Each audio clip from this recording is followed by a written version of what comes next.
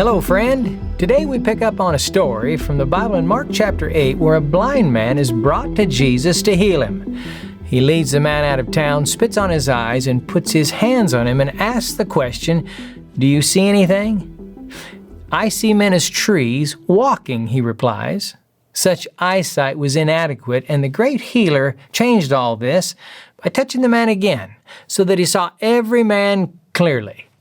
Apparently, some of us living today have not had our eyes treated recently, and as a result, we have a blurred picture of God and His kingdom. We do not know where Christianity stops and modern culture begins. This might be desirable if the church had overrun the culture. But the reverse is true. Modern culture has overrun the church, obscuring its distinctive way of life, causing us to mistake success for righteousness and comfort for holiness. The quote, good life has become inseparable from the maximum possible consumption of things. It is quite natural that as a result of such a muddled conception of Christianity, we accept a religion in general, presided over by a God in general, with extremely hazy ideas about what it all means. But since this seems to be the popular view, we're quite undisturbed about it and flit about in our own little orbits, blissfully unaware of the frightening tragedy occurring in this generation, the death of real Christianity.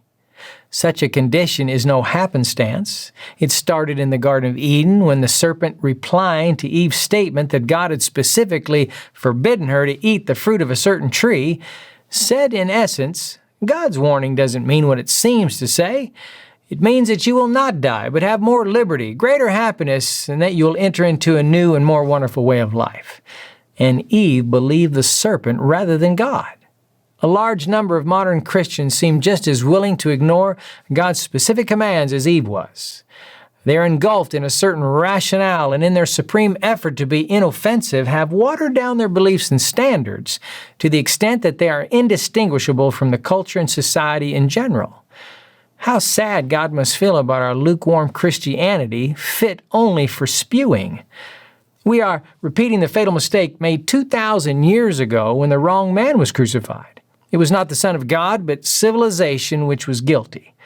The civilization represented by the Roman governor Pilate and the chief priests.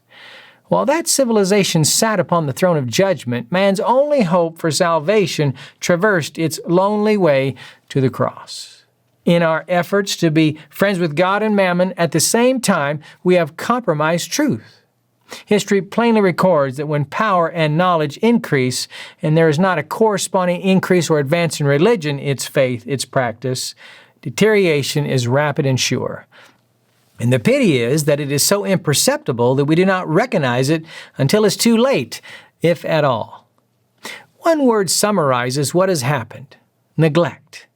In the natural world, whether it's tomatoes or strawberries or orchids, if left unattended, the thing will degenerate rapidly. Man is no exception to this inescapable law. Left alone, he grows more callous and primitive. When he neglects his body, he becomes a savage. If he neglects his mind, an imbecile. To neglect the soul, a reprobate. Romans 1 verse 28 reminds us, and even as they did not like to retain God in their knowledge, God gave them over to a reprobate mind to do those things which are not convenient.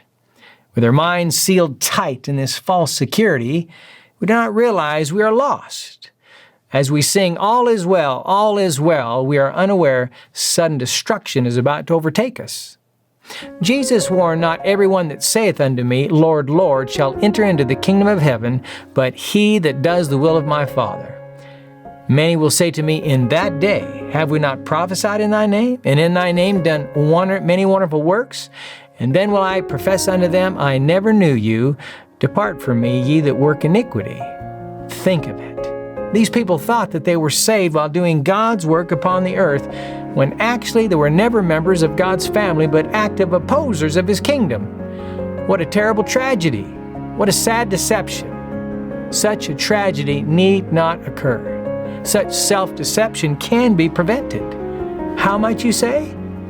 By asking the great healer to touch our spiritual eyesight so we can see clearly by daily studying the Bible. Heaven is not promised to everyone or even to decent people who are indistinguishable from worldlings. except for heinous sins. But heaven is promised to whosoever hears these sayings of mine and does them, to those that do His commandments, that they may have right to the tree of life and may enter in through the gates into the city. God's reason for permitting this long period of sin, suffering, and rebellion on the earth is to secure tried and true men and women for the new earth, which is to follow this one. Let us ask the great Physician to touch our spiritual eyes today.